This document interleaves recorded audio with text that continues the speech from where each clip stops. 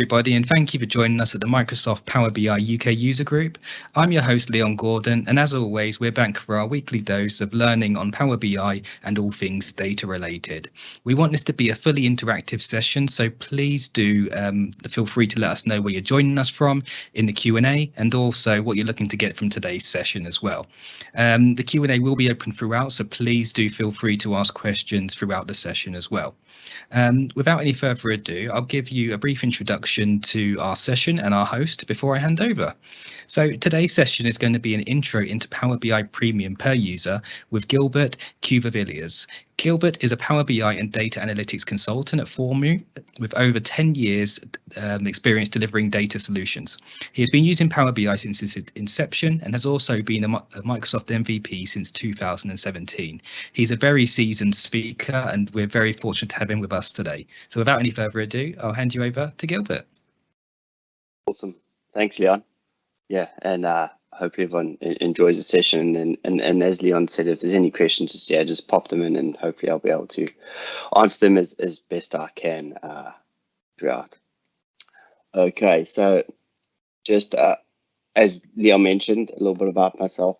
Data analytics consultant. I'm based out of Brisbane, Australia. So it's early morning for me, but I'm always up early. So that's all good. Nothing new for me really. And the reason actually I'm up early is because of the picture on the right hand side, which is the that I enjoy cycling. So it's always good to get on the roads early. And so in today's session, what I'm going to cover is the overview of Power Premium per user. Just go over some of the details with regards to that, with regards to the licensing, and then pretty much there's a few slides, and then what I'm going to go through is all the basically live demos of some of the capabilities that are available. And I don't think I'm going to get through them all. I've just put a few extra ones in there for the options of if anyone's got questions, I've almost just got it prepared so that we can get through it, kind of thing. Okay, so what is premium per user? So what I have on the left hand side is the almost the per user and per capacity. So the easiest way to identify it is in terms of licensing. Is it a single user that you've got a license for every user, versus on the right hand side? Let me actually get out my pointer.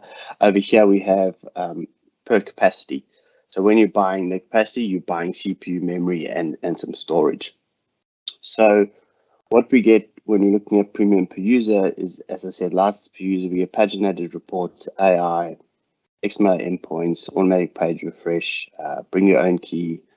This is incremental refresh, obviously available to everyone, computed entities, query cache, and high refreshes per day. So there's only a few differences that we have per capacity, such as geographic distribution, and yeah, that's pretty much it. So it's pretty much premium per user is very, very similar to premium, except you can obviously, as we get to a little bit later, the cost basis and getting access to that is a lot quicker and a lot easier. So what we have here, once again, is all the different options. And with this, what you also get is you get much better performance because you're getting almost a bigger node in terms of the capacity and what you can actually do with that.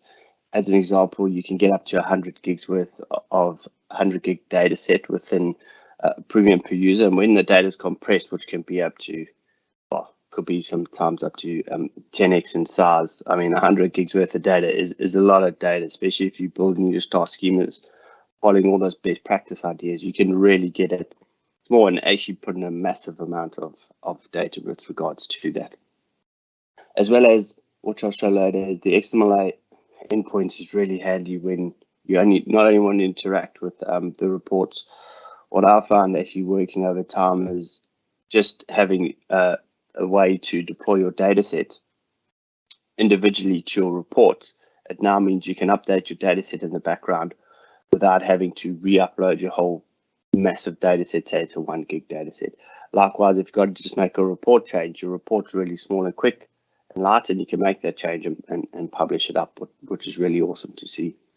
As well as the option for paginated reports, which is very often people don't think, oh, paginated reports, it is an older technology, but sometimes it has its place where it's really good to get those perfect reports created. So now when we look at a quick overview of the comparison, yes, it's just the multi-tier support, the unlimited distribution, which is the reason you get the unlimited distribution with premium per capacity is because you buy in the capacity. So you've got that dedicated capacity, and you can use it with as many users aligned to your capacity. Compared to premium per user, it's a per user license. So every single user who needs access will need a premium per user license. So, and I have actually done some costings and with customers where I have moved them from using Azure analysis services to premium per user. And in the one instance, I saved them about 80% costs. So over a year, it works out to be quite a large amount. And they're very happy. And I'm pretty much getting almost all the functionality I used to get in Azure analysis services. Then the final slide before some demos is the costs, because obviously, it's great to have a great technology, but if it costs a small fortune, you still got to take that into account. So what premium per user is, it's an additional $10 per user per month on top of Power BI Pro. So it's actually, I suppose the full number is $20 US per user per month versus premium per capacity is $5,000 per month. So it's a lot higher bar to entry. It just depends what your functionality is and what your requirements are. But it's also a great way to start testing out. If you even want to go with premium per capacity, you can use premium per user. You can get a few users on there, start testing out the functionality, how things going to work without having to go and say, hey, I need to commit to spending $5,000 a month for that. Okay, so what I'm going to start with is just quickly show you how to set up the premium per user when creating a new app workspace. I'm going to put the incremental refreshing to last.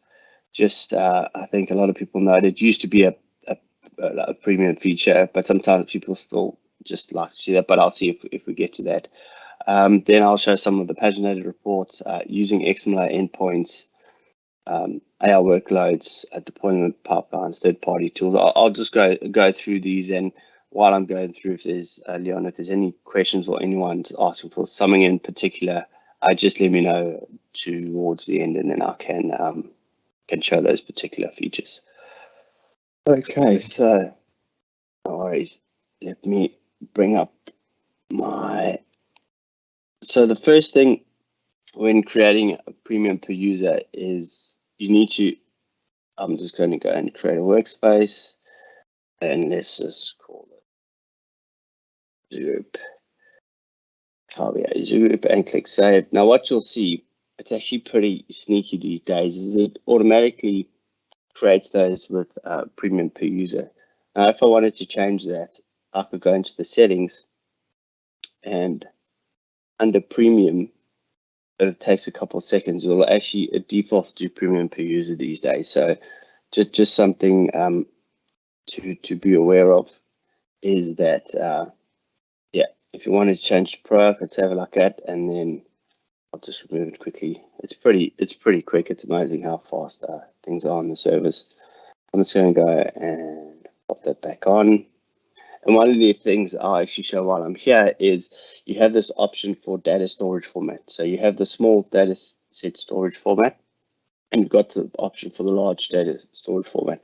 Now, what this difference pretty much means is when you've got larger data sets, it's how many rows it's going to store in each segment. So this is along the lines of the compression and how it all works. So typically, if you've got a large data set, like there's large data set support, so it's like probably tens of millions of rows, I would suggest going with the large data set storage format, which also allows for it to grow beyond the 10 gig size of your data set. So if your data set is going to be larger than 10 gigs, in terms of that compressed memory, make sure to turn this on. Otherwise, what will happen, what previously happened to me in the past, is you do default to 20, you just forget, like here you go save, and let me just do that. And then what happens is start refreshing your data set, and 2-3 hours down the line, the data is busy being churning in, and you get this weird error.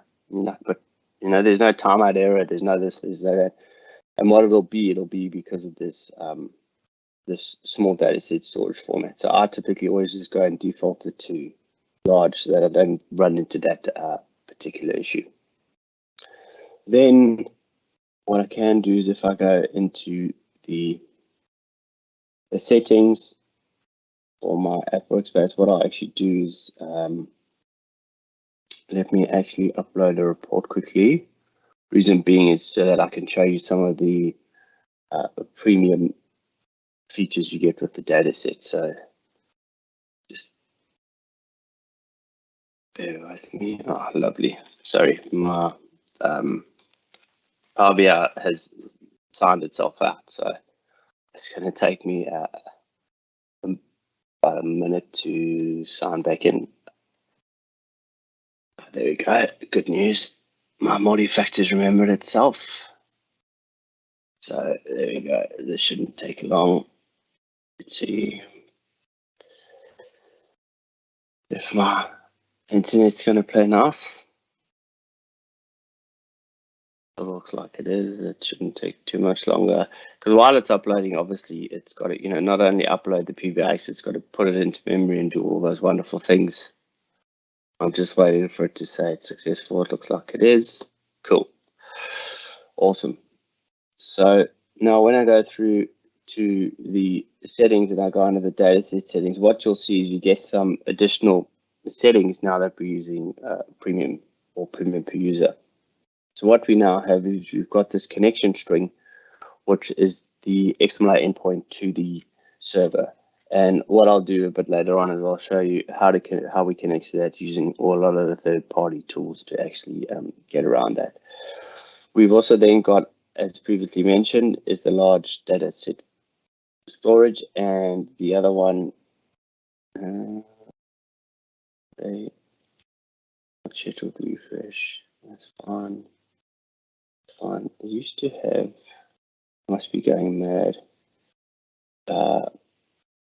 Actually looks like they've removed it. One says used to have query cache on here. Let me quickly refresh this. There we go. Query caching. Okay. Obviously just needed a little bit of time to think. This being the cloud, not everything's instantaneous as we expect it to be. So what the query caching is by default it's off. You obviously can set it off. I don't know why it's a bit weird that's got off. Anyway, and on. So what you can do is, as it says, I'll speed up reports by using previously saved query results. And what that actually means that query cache is query results that's saved within your browser. There's multiple layers of caching that happen on the dataset level for other queries, for when you're sharing queries. So this one is actually just in your query browser, which means it's just going to make it that much faster when interacting with the reports, which is really cool to see. So moving on from there, one of the features that I use quite a lot is now having the option to use some third-party tools. So here's my PBIX that I have set up, and depending on what third-party tools you have installed, I know Power BI Tips have got a business apps installer where you can pretty much line up this whole thing full of third-party tools. Today, I'm just going to go over showing you using the LM toolkit, DAX Studio, and Tabular Editor. So starting off, I'll just go left to right with the LM toolkit. So let's just say, for instance, I wanted to create a new measure. Let's just go over here, my orders table, and let's just say I wanted to create a new measure quickly called total orders. So I'll just come in here, I'll go total orders equals, let's just go count, we'll just count the rows. So now, typically what would happen in the past with Power BI, you'd have to go here, you'd save it, you go home, and you'd publish up the entire data set. Now, because a measure is only used when executed, I don't need to upload the entire data set for that to happen. And that's where now having these third-party tools, premium per user, comes in. What I can do is I can now use the ALM toolkit. Apologies, it's just gone onto my other screen, which comes up here.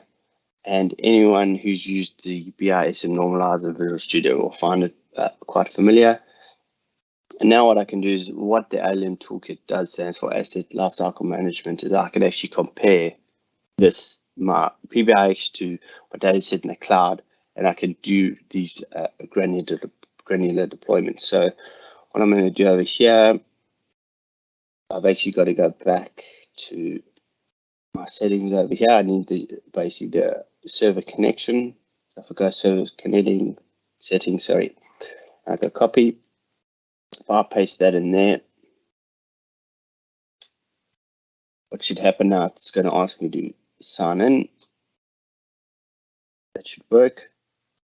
Just going to give it, and now what it'll do, it'll drop down. So every data set you have, if you've got multiple data sets, which you can have in one premium per user workspace, you can actually select it. So I'm going to say, okay, so I'm going to compare my source of my desktop to my target, which is my data set in the Power BI service. And that shouldn't take too long, which it hasn't, which is awesome. So now what you'll see, just for those people who haven't used it, a quick overview is on the left-hand side, I've got all my source data. On the right-hand side, I've got my target, which you can almost see over here, source target. And as you click through, you can actually see all the metadata. And what you'll see over here, when I click on total orders, it actually on the left-hand side is showing me green, almost it's something new, and red, either showing me there's a difference or it doesn't exist. So the great thing you can do with the ALM toolkit is I could actually, as you can see over here, these are all skipped because there's no changes. So what you don't need to make a change to something that doesn't happen. So what you can do, and what I've used on a day-to-day basis, is I actually just go hard skip objects because it's skipped, it's of no relevance to me. And then I can see, okay, this is what I'm going to create. You always have to validate. So what the validation is trying to do is make sure there's no errors. It's not going to fundamentally break your model. Yes, your measure could maybe break your model, but overall your model's still going to be intact. And as you can see over here, the informational message is saying create your KPI measure. So I'm going to click OK. Now what you can do if you want to is you can actually generate a script which will actually save, I'm not going to generate it today, the XMLA script, which will be all the entire script that it's actually replacing. Likewise, you have the option to report the differences. So what this is going to do, this is going to put it into Excel and give you a nice, easy way. While source control is still a bit of a challenge in Power BI. What that does allow you to do is to at least save this, so you can actually see, okay, what happened in this, and you can see over here, it's pretty much what you've seen on the screen. It says missing in target, so you'll know, okay, and it actually has. I have to just expand this. You can actually see it has the actual source definition. So if you wanted to compare, just another way, just to try and keep some control or what changes were made on each time. So I'm just not going to say that. And then I'm going to click on update. So the update is say, do I want to update the target? So I'm going to say yes. And now what it's going to do, the great thing is it's only going to deploy that measure to the data set. So as you can see over here, the metadata is being deployed. So if I go, and then it asks you if you want to refresh the comparison. So if I say yes, so what the refreshing the comparison will do is compare, say, does the source match the target? And as you can see over here, it does match, which means everything's intact, everything's the same as your PBIX file. So now, as an example, if I had to go back to my report, and let's just quickly edit it. And I had to just go over here under order. I should have total orders. So if I drag total orders over here, I know it's maybe a bit small to see, but you can see, well, let's just take sales out. You can actually see that I now have got those totals on there. So using something like the LM toolkit is really handy to be able to deploy those changes to your data set without having to redeploy, especially, you know, one of the reasons going improvement per user got larger data sets.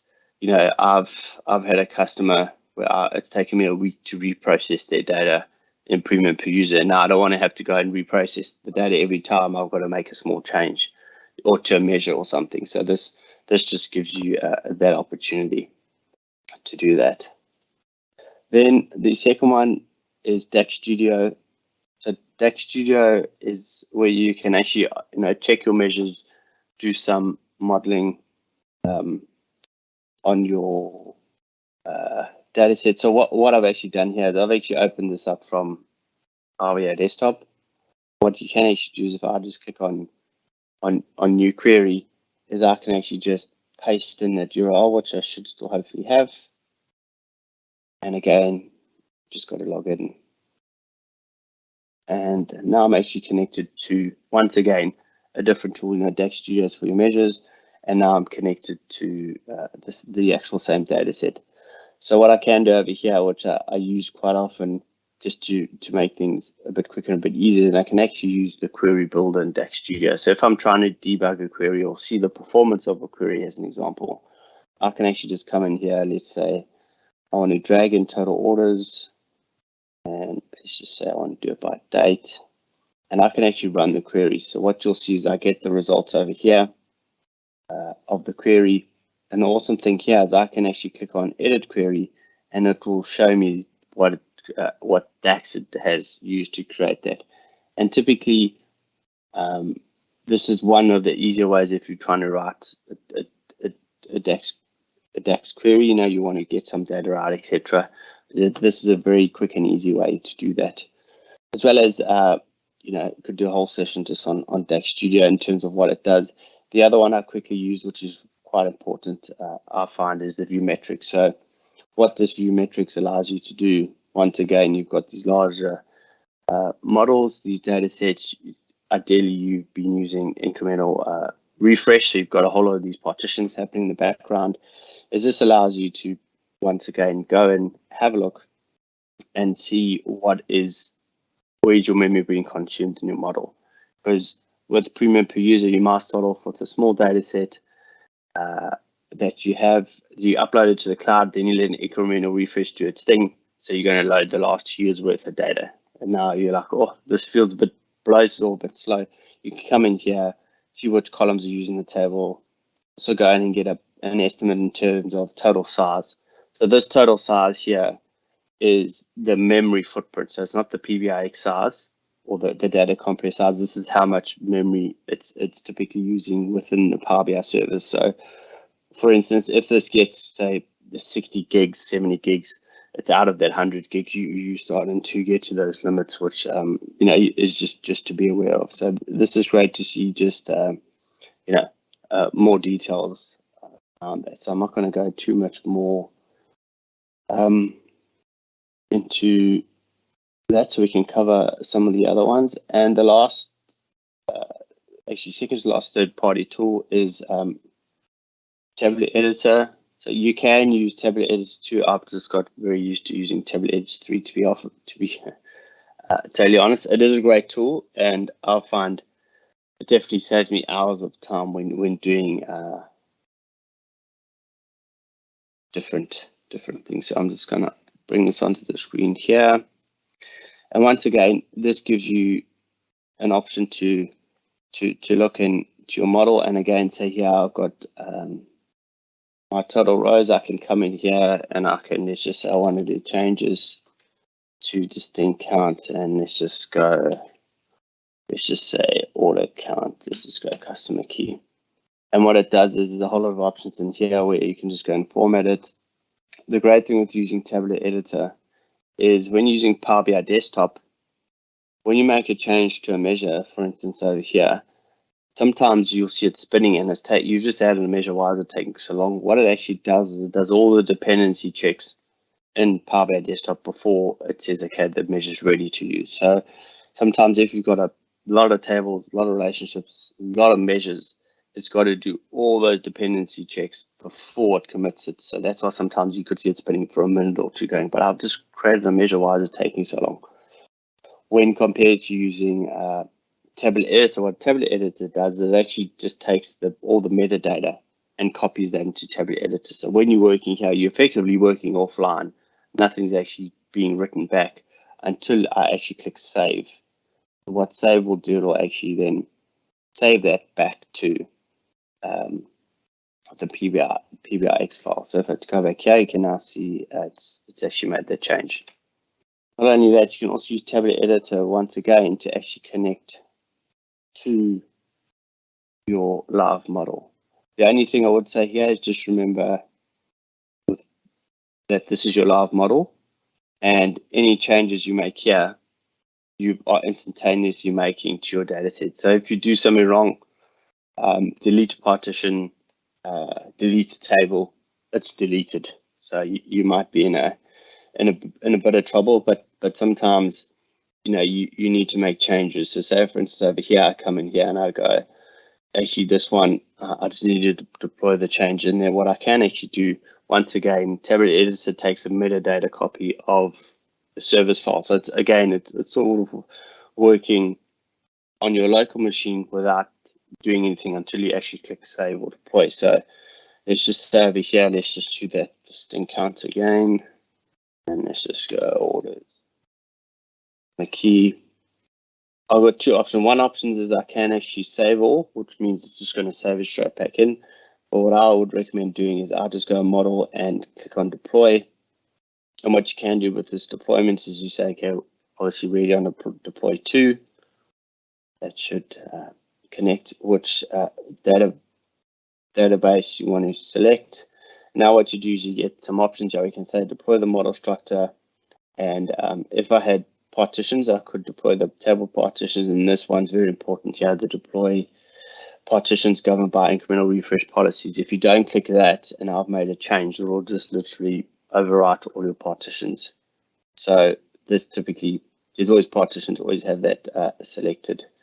And what will happen here is if I untick deploy table partitions, it won't actually make any changes to the tables, the columns, etc. The model structure here means just deploy like the measures, the actual structure, but not any table structure. And once again, before I click deploy, it says, what I'm going to do, how I'm going to do it. And you can actually export the build or use the TMSL script, which will then generate that XMLA endpoint. And I can actually click on deploy. And what that'll do is that will then deploy to the server. So those changes now are basically written back to the server. And even if over here, what I can then do is this nice little revert button. And what that means is it's going to go and requery your source and bring it back. So if I click, I want to revert to source, click OK. It'll then actually, now see if I just click off and click back on, it's got those same options.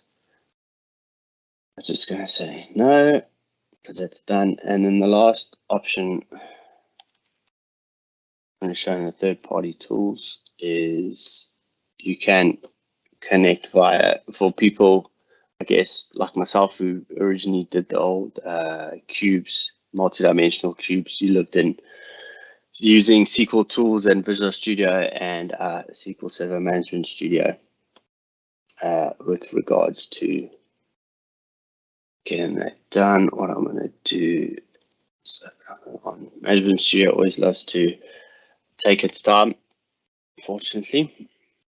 And one thing to note is also make sure you've always got the latest version of SQL Server Management Studio installed, because what it does, it actually installs the latest analysis services client libraries. on your computer, which can be used for multiple things. So I always just typically, when it says to update Management Studio, update it, because very often there might be new functionality that they have in say premium or premium per user, and this just allows you to have those client services library, which allows you to connect. So once again, it's going to connect, and oh, lovely. I might have to, yep. Better be safe than sorry these days. Obviously, I'm happy. Let's just go, where is it? Short, it's here, that did. And that. There we go. And now what you'll see is, again, slightly different view, but it's the same data set, got the same tables, no connections was in there. And again, over here, you can actually just, you can query, you can run scripts, sorry. You can also actually browse it from here, which is a drag and drop kind of thing. These days, there's multiple ways to connect in with all these different third-party tools and get that connected. So those are pretty much a lot of the third-party tools that you can use when using premium per user. So the next one I wanted to show that you now can use with premium per user is some of the AI workloads that we spoke of before, which is, in this example, I'm just going to show the sentiment analysis. So let me just grab this R query. Everything seems to be open up on the other monitor today. And what you'll see over here is I've just got some text here, just, seeing is the sentiment good, is the sentiment bad? And now what you can do with Power BI Premium is I can actually just go, okay, I want to use, I think it's text analytics. I'm just going to have to sign in again, it looks like. Just see, should work. And the reason, one of the things to explain why we've got Power BI Pro, Power BI Premium per user, and Premium, I guess, I should have mentioned this in the beginning, is when I was at Microsoft, well, it was a few years ago, for the MVP Summit, someone asked that exact question and said, why are we paying for Premium?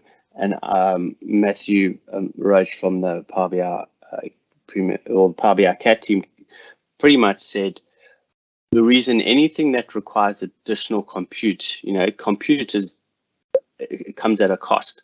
So that additional compute, because there's additional cost, they obviously can't pay for everything.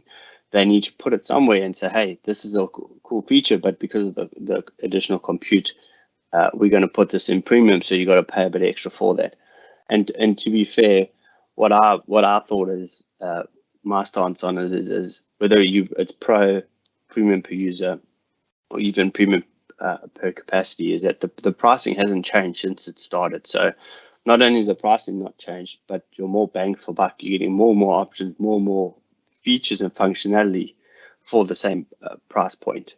For instance, starting off even with Premium, there was no such thing as AI workloads. They've now built this in, as you can see over here, they've made it really easy to use. So I think it's, some people do complain, but for me, I'm like, well, sometimes, you got to spend a bit of money to make a bit of money. So what I'm doing over here on the text analytics is I've clicked on score sentiment.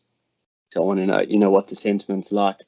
And because I'm using Premium per user, you can see over here, that's the only option. Well, not the only option, it's the default option that's selected. If my account had access to multiple different premium capacities, I could select the one I wanted to run on. And I'm just going to say, just use my text field and just pretty much run on that. So apologies for that. So now what it's actually doing is on each row, it's taking the text, running against sentiment analysis, and it's going to return a score. So hopefully that shouldn't take too long to run. Hopefully things aren't half asleep in the Power BI service here in Australia. where this is connecting to. And one of the things is it's not always the fastest. Once you put it into the data set, it will be fast. So what you can see over here is the higher the sentiment score, the better the, it was good. If it's lower, it means it's bad. So as you can see over here, this is good. It's like 95%. This was okay, but could do better. And then, this was poor, is like 32.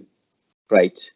So once again, this is another feature that you can just use potentially in your data set to get some AI without having to know any machine learning or AI algorithms, which I find is really handy. Okay, so then moving on from there, what I also wanted to show is the paginated reports. So it's just starting up again on my other screen.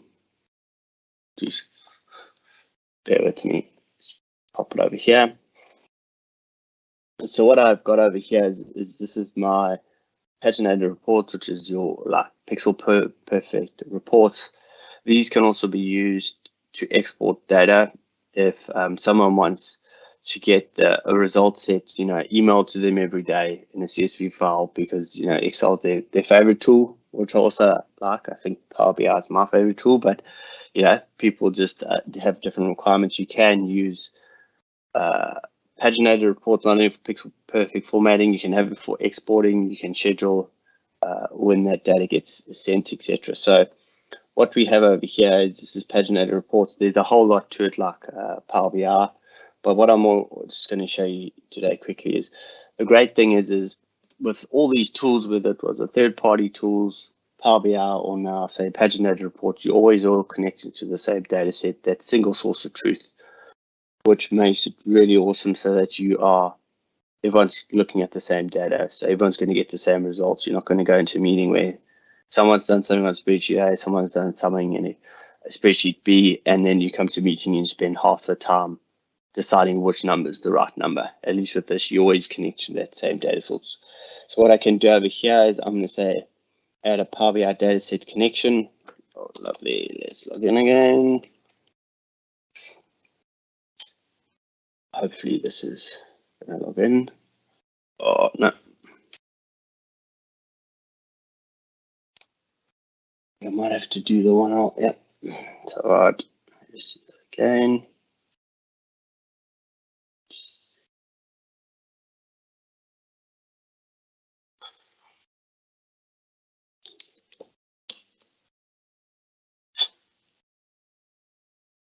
So now it's connecting to the Power BI service, and here I can just search for. No, that's my workspace. Apologies. So now, if I connect to this one, it's a bit better. I can now connect to that same data set. So now that I've connected my data source is connected to the Power BI service, I can go and add a data set. And what I can do over here is I can just say I want to select my data set, and I can click on Query Designer. So what I can do with Query Designer is you actually see, apologies, is when it pops up, it's actually going to look pretty much like that, as you can now see, a bit bigger. And now what if I wanted to do, let's just say I want to drag in orders, and let's just say by date. What you can do here is you can actually execute the query if you want to make sure you're getting the right data. As you can see, we have here. There are options for passing parameters, all these kind of things, which I'm not going to go into today. What you also can do, if you wanted to, is you can actually change the design mode to will actually show you the DAX. So what that means is, I have closed it unfortunately, is you could potentially use DAX Studio to create the query you want, come in here, paste it in here, and without having to go through that. So I'm just going to click OK, and what it's going to do is it's going to bring through those actual fields. So I've got date and total orders. What I now can do finally is I can say, okay, now I want to create a visual. So I'm just going to say insert, wrong one, sorry. insert chart. And I'm just going to say I want a line chart. And I'm going to make it a bit bigger. And if I double click the values, I'm going to say I want total orders and I want to by date. So what we can do similarly with Paginated Reports, you've actually got to run it for something to happen. So if I just click on run, what it's now going to do is it's going to run that query against the data set in the Power BI service. And as you can see now, it's come up and has all of these kind of things. So now what I'm going to do is I'm actually just going to save this first. What it does is you can save it to the Power BI service and not actually save it locally. So what I always recommend doing is just actually just saving this. Let's just go to just so I've got the actual local file, which you'll now see saved over there. And now what I can do is I can say publish, because I want to publish it up to the Power BI service. This is a little bit, should remember it. So what I'm going to do is I'm going to put it into my premium per user, and let's just call this paginated. What it's now going to do is actually going to upload that to the Power BI service, which it's done. And if I go back to my browser, let's just go back here, so don't save.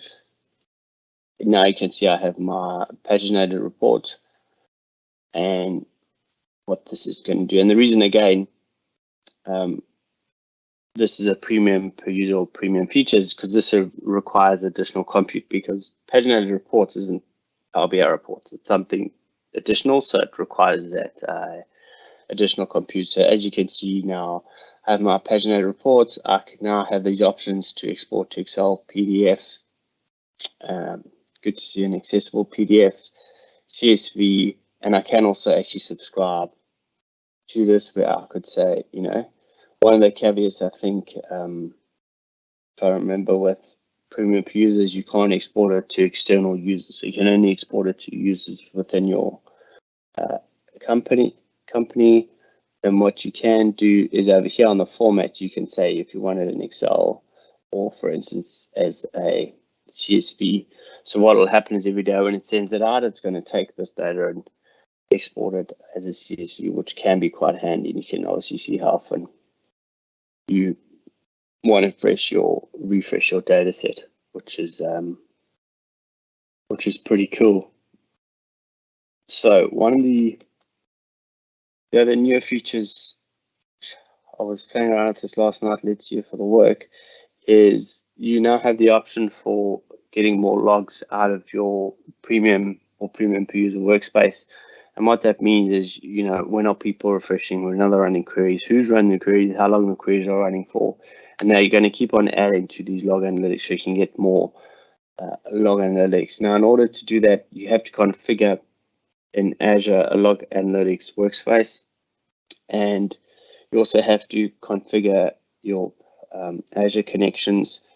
So let's see if this will work. Hopefully it does. So in order to do it, they have made it quite easy. If you've, you know, like a lot of things, you've got to have the prerequisites done. So over here, I'm just going to say I want to connect to Azure, connect to my subscription, my resource group, and it's this one over here. So if I click save, see if I've done it right. No, I have missed one setting, which I think I know what it is, but pretty much what this will allow you to do, if it's configured, is it'll allow you to connect to your data sets, log analytics, and as I said, what that'll allow you to export all the, not export, it actually continuously sends for up to 2 years worth of your logs through there. And I actually use these logs for finding out, you know, not only are people using the reports, which reports are they using, but typically like long running queries. So are people exporting a lot of data out of the models, or in larger organizations are the measures that are taking longer to run, which might relate to the modeling, you know, those kind of things. It just gives you those insights, which allows you to very quickly and easily determine, you know, things being used, running fast, running slow. So you can sometimes just preemptively know what's happening with regards to those data sets. Leon, have there been any questions, or is everyone just listening on? Everyone is actively listening. We do have one question coming in, which you might cover off in incremental refresh, but just around what are some of the benefits of partitioning? Okay, cool. No worries. So what I'll do is I had typically done this first, but yeah. So one of the benefits, especially of incremental refreshing, is, let me just actually, I'm going to open up a different PBX quickly. Don't save that one. Which one was it?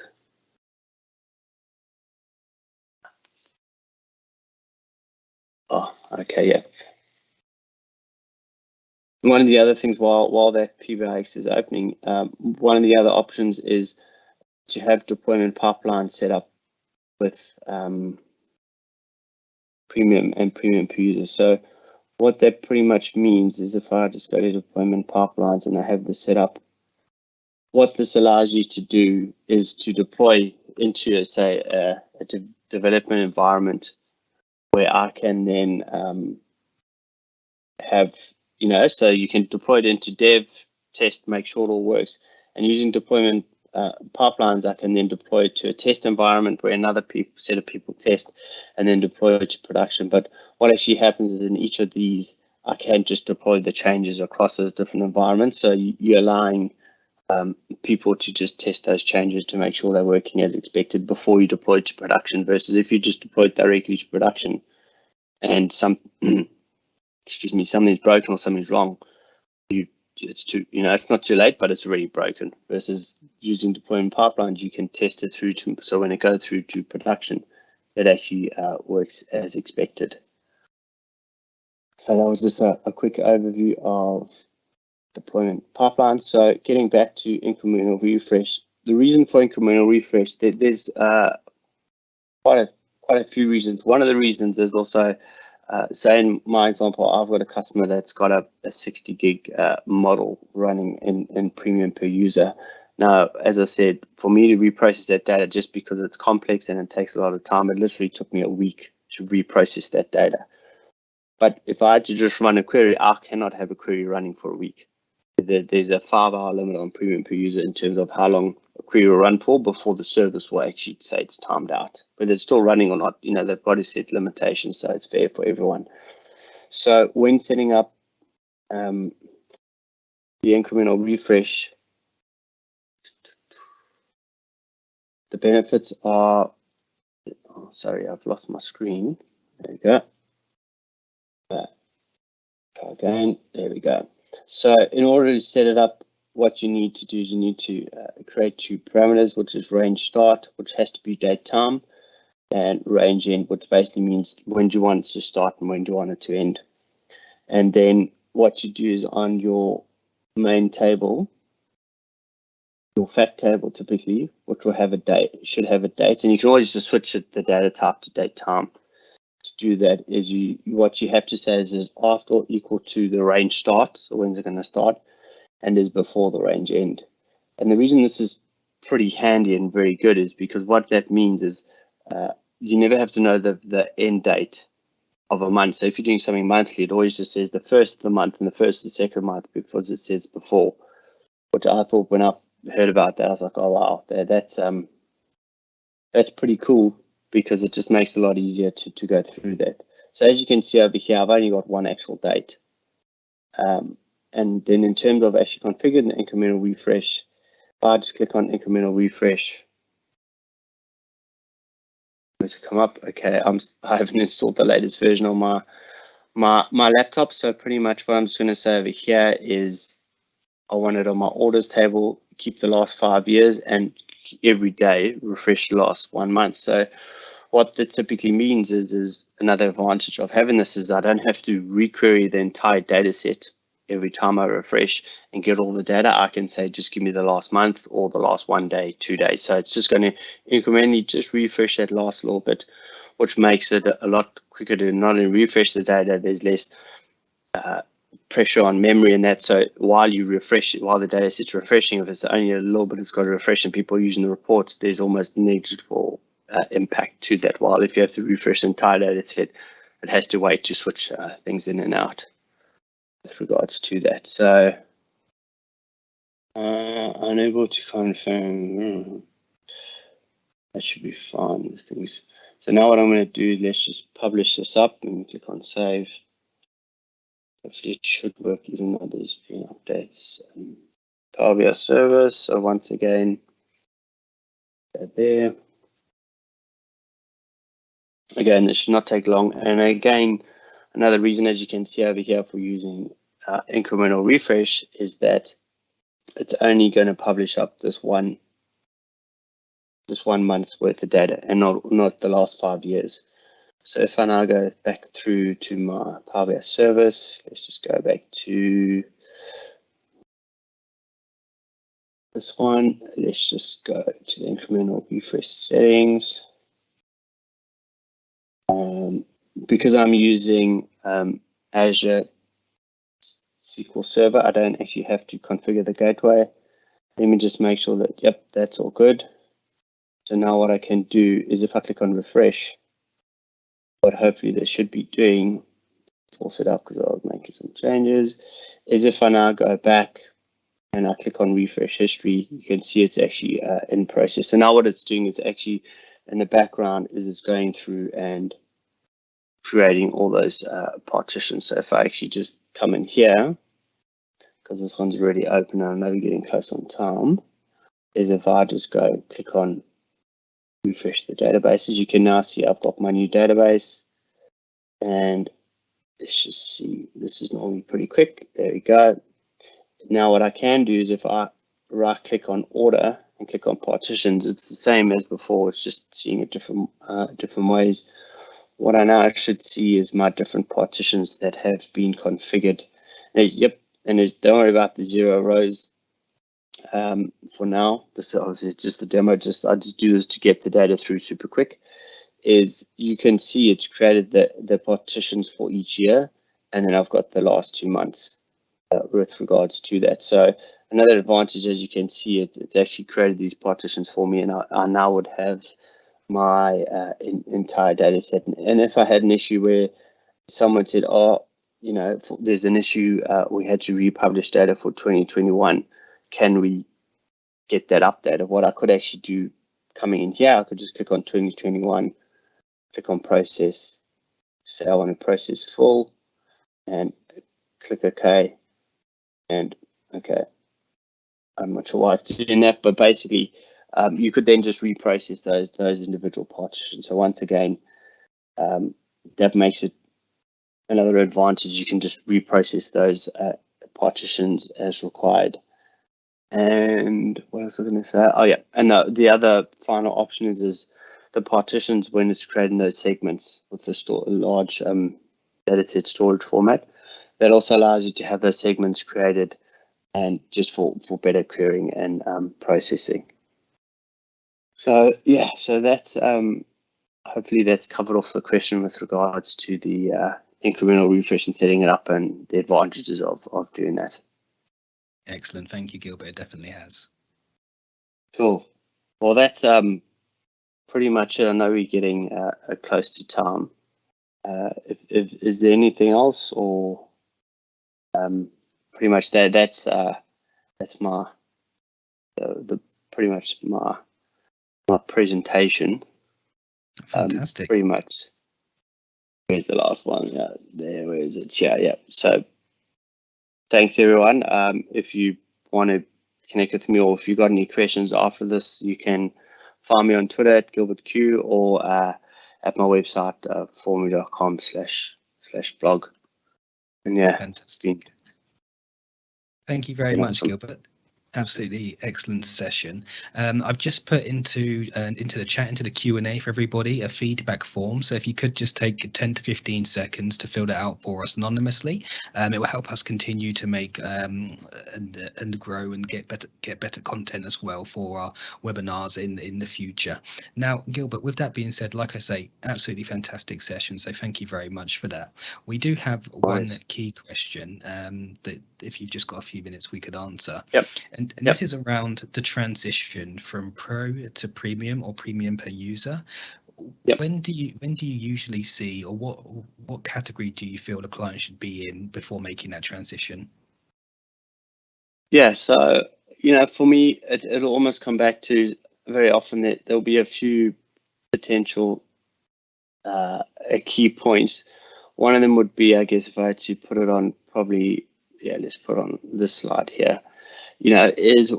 Sometimes it might be, your data set, you need more than 1 gig. You've got a lot of data, but I can't fit in 1 gig. So not only do you get the large data sets, you get better performance with regards to that.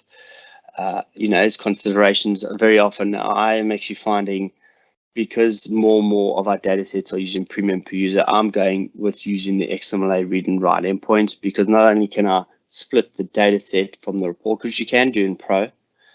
The difference is when as I showed an example, I've just, someone wants a new measure, I can just deploy that measure into the data set. I don't have to reprocess the data set. I don't even have to change the report. They're totally segregated. So you get a lot better deployments in terms of changes and updates. As likewise, if you need to change a report, you can just change the report and leave the data set as it is. So the report's a quick change. It's a couple 100K updates, you're done.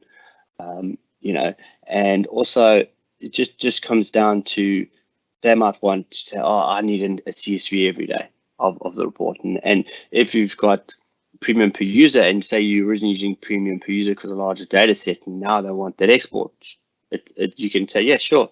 Besides time, which is always, cost of time, there's nothing else really you need to do to that. You can just say, yeah, sure, okay, we need a bit of time, but we don't have to purchase anything. We can just use Paginated Reports, off we go. As well as having options to have, it's not a Premium per user, isn't only for a single app workspace. You can have that across multiple different app workspaces. And in terms of, often people still talk about the cost, and that. And while there is more cost, I think for what you're getting, it's actually, it's really well priced. And I think a lot of organizations, as well as some organizations, they want to go through that deployment pipelines, that asset lifecycle management, where they always have a test or dev area with the devs dev, and then there's a test area where something's got to go to test, has to be signed off before it can go to production. And using things like deployment pipeline makes that a lot easier, so that you can say, yep, sure, we've got a deployment pipeline. Yes, it's been worked on. There's lots of changes coming, and you can get that going. And one of the other big advantages is that you can refresh your data set as many times as you want in a day. So even on the screen, it says 48 refreshes a day. That's 48 refreshes when you're going into the data set and doing the schedule refresher over here and adding 48 times. But what you can do is using things like Power Automate, is you can actually refresh that data set as often as you like. So, and there are new changes like the new hybrid tables with directory mode. But you can essentially, if your data set you need to refresh every 10 minutes with Premium or Premium per user using Power Automate, you actually can. So, as with most things, I'm sure you said very often every day, Leon, is it depends in terms of when you need to look at going from Pro to Premium. And it's just, there could be one particular thing where someone says, no, we have to have deployment pipelines. You go, well, here's an option. We don't necessarily have to pay for per capacity. We can now go per user. Let's test it out. Does it provide the functionality need? Yes, no. There's only 10 of us in the organization. It's much cheaper, and you can do it much quicker. Excellent. Thank you very much, Gilbert. With that being said, that's all of our questions for today's session. So I'd like to say thank you very much once again for being with us. Really appreciate it. I know that it's an early morning for you as well. So thank you very much for joining us and sharing your knowledge with our community as well. Awesome. Thanks. It's been great. Excellent. And thank you everybody that's joined us today as well to listen in live and continue to learn with us here at the Microsoft Power BI UK user group. This event has been brought to you in association with Onyx Data, and we look forward to seeing you again next week for more learning opportunities in our next webinar session. So thank you again. You could have been anywhere in the world, but you've been here with us. Thanks and stay safe.